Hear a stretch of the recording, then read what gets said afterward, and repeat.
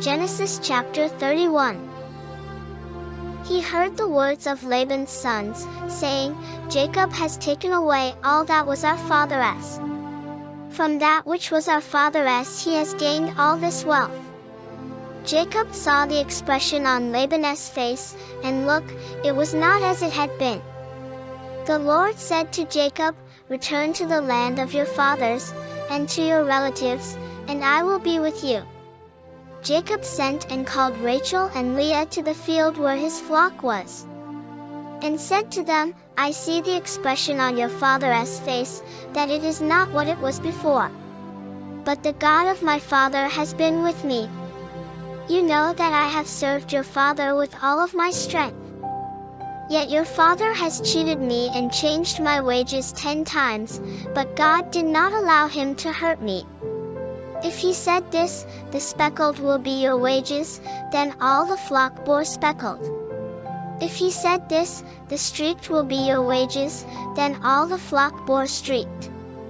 Thus God has taken away your father's livestock and given them to me. And it came about at the time when the flocks were breeding, I looked up and saw in a dream, and look, the male goats which leaped on the flock were streaked, speckled, and spotted. The angel of God said to me in the dream, Jacob, and I said, Here I am.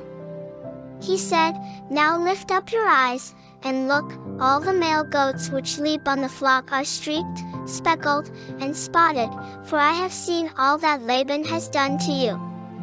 I am the God of Bethel, where you anointed a standing stone, where you made a vow to me.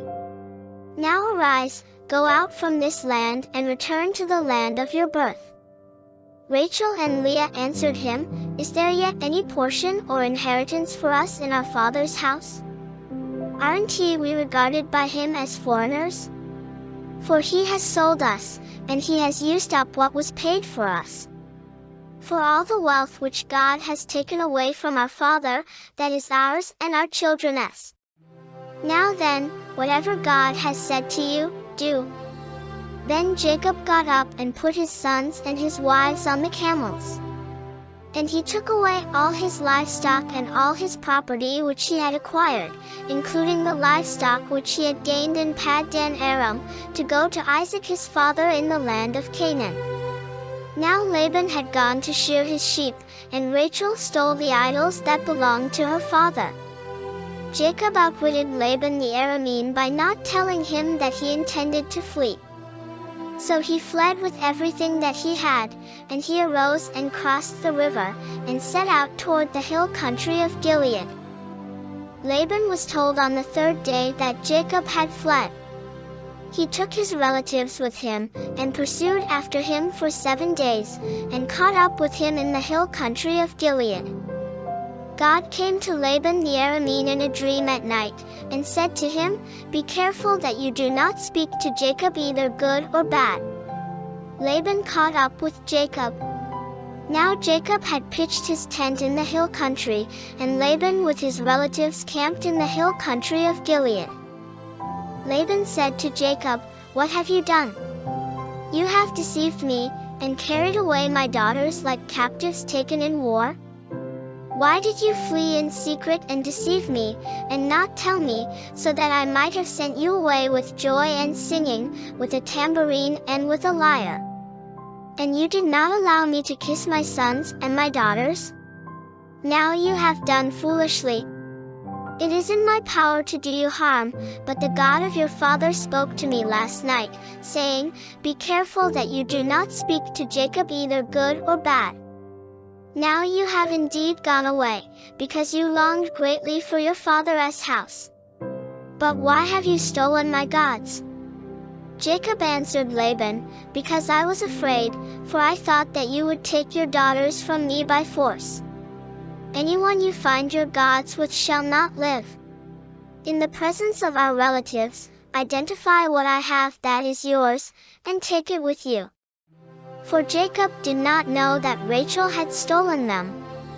Laban went into Jacob's tent, into Leah's tent, and into the tent of the 2 female servants, but he did not find them. He went out of Leah's tent, and entered into Rachel's tent. Now Rachel had taken the idols, put them in the camel's saddle, and sat on them. Laban searched the whole tent, but did not find them. She said to her father, "Do not let my lord be angry that I can't rise up before you, for the manner of women is on me." He searched, but did not find the teraphim. Jacob was angry, and argued with Laban. Jacob answered Laban, "What is my trespass? What is my sin, that you have hotly pursued after me? Now that you have searched around in all my stuff, did you find anything from all of your household's belongings? Put it here before my relatives and your relatives, that they may judge between the two of us.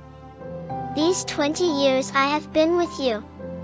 Your ewes and your female goats have not miscarried their young, and I haven't eaten the rams of your flocks. That which was torn by animals I did not bring to you. I bore its loss. You demanded payment from me, whether stolen by day or stolen by night. I was consumed by the heat during the day and by the frost at night, and sleepless nights. These 20 years I have been in your house. I served you 14 years for your 2 daughters, and 6 years for your flock, and you have changed my wages 10 times. Unless the God of my father, the God of Abraham, and the one whom Isaac fears, had been with me, surely now you would have sent me away empty-handed. God has seen my harsh treatment and my hard work, and rebuked you last night." Laban answered Jacob, "The daughters are my daughters, the children are my children, the flocks are my flocks, and all that you see is mine. And what can I do this day to these my daughters, or to their children whom they have borne? So now, come, let us make a covenant, you and I, and let it be a witness between the two of us." And he said to him, "Look, there is no one with us, see, God is witness between me and you." Jacob took a stone and set it up as a standing stone. Jacob said to his relatives, "Gather stones." So they took stones and made a mound. They ate there by the mound. Laban called it Jegar-sahadutha, but Jacob called it Galeed. Laban said, "This mound is a witness between me and you today." Therefore it was named Galeed. And Mizpah, for he said, "God watch between me and you, when we are absent one from another. If you mistreat my daughters, or if you take wives besides my daughters, although no one is with us, see, God is witness between me and you." Laban said to Jacob, "See this mound, and see the standing stone, which I have set between me and you. May this mound be a witness, and the standing stone be a witness, that I will not pass over this mound to you, and that you will not pass over this mound and this standing stone to me, to do harm. The God of Abraham, and the God of Nahor, judge between us." Then Jacob swore by the fear of his father Isaac. Jacob offered a sacrifice on the mountain, and called his relatives to eat the meal. They ate the meal and stayed all night on the mountain.